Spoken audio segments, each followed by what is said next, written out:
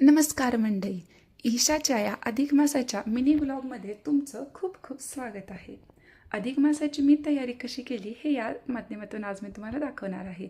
यामध्ये सगळ्यात महत्त्वाची आणि पवित्र गोष्ट असते ती म्हणजे अधिक मासाची पोथी. दर 3 वर्षातून येणारा हा अधिक मास जावयांसाठी आणि आपल्या लेकीसाठी कौतुकाचा आणि आदराचा सण असतो. तर आमच्या या चारही बहिणींच्या भावाने म्हणजेच कानिफनाथने आणि त्याचा भाचा कैवल्य या दोघांनी मिळून आमचा अधिकवान खूप खास बनवला होता.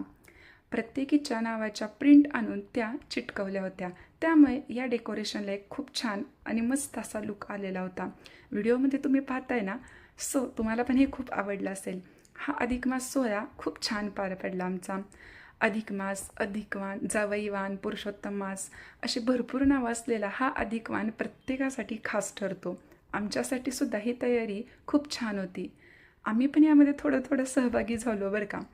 पण हा अधिक मास सोहळा छान झाला. तुम्हाला कसं वाटलं आहे अधिक मासाचं डेकोरेशन? मला कमेंट करून नक्की सांगा. ही तयारी आणि नंतर आम्ही आमचं अधिकवान कसं साजरं केलं हे मी माझ्या मोठ्या व्हिडिओच्या माध्यमातून म्हणजेच व्लॉगच्या माध्यमातून माझ्या चॅनलवर अपलोड केलेलं आहे. ते तुम्ही नक्की पहा आणि आमचं अधिकवान कसं झालं हे मला कमेंट करून नक्की सांगा.